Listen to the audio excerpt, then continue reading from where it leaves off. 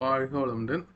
இக்கிகை அப்படின்னு ஒரு புத்தகம் இருக்குது. நீங்கள் எல்லாம் பார்த்துருப்பீங்க, கேள்விப்பட்டிருப்பீங்க. இல்லைனா இந்த புத்தகத்தில் ஒரு 10 விஷயங்களை சொல்கிறாங்க.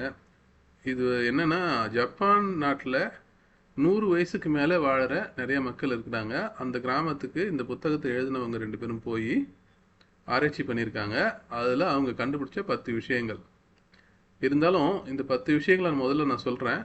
சொல்லிவிட்டு இந்த ஜப்பான் நாட்டுடைய ஒரு மிகப்பெரிய கஷ்டமான சூழ்நிலை இப்போ இருக்குது. அது என்னன்றது நான் புக்கோடைய கடைசியில் சொல்கிறேன்.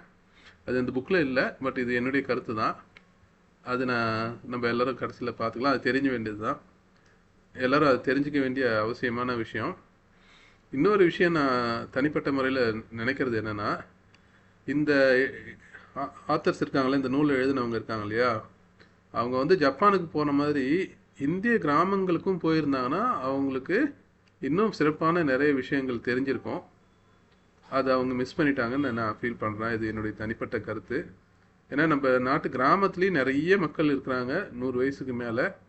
ஆனால் அதெல்லாம் நம்ம கணக்கெடுத்து நம்ம ஆராய்ச்சி பண்ணி அதனுடைய ரகசியங்களை நம்ம வெளியில் சொல்ல. ஏன்னா நிறைய பேருக்கு அது தெரியும். ஏன்னா அவங்க நல்லா உழைக்கிறாங்க, அவங்க வேலையை அவங்களே செஞ்சுக்கிறாங்க, சுயசார்பான வாழ்க்கையை வாழறாங்க அப்படின்ற பல விஷயங்கள் இருக்குது.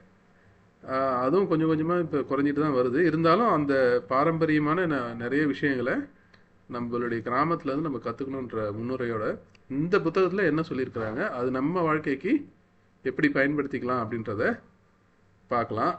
இக்கிகையின் முதலாவது ரகசியம்: எப்பொழுதும் மும்முரமாக இருங்கள். வேலையிலிருந்து ஓய்வு பெறாதீர்கள். தாங்கள் நேசிக்கின்ற விஷயங்களை செய்வதை கைவிட்டு விடுபவர்கள் தங்கள் வாழ்வின் நோக்கத்தையும் இழந்து விடுகின்றனர்.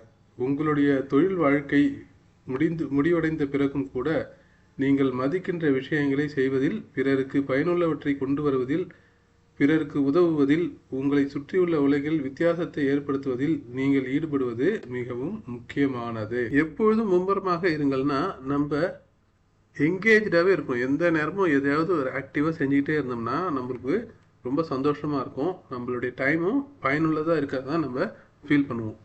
ஆங்கிலத்தில் சொல்கிறாங்க, if you don't stand for something you will fall for every thing அப்படின்வாங்க.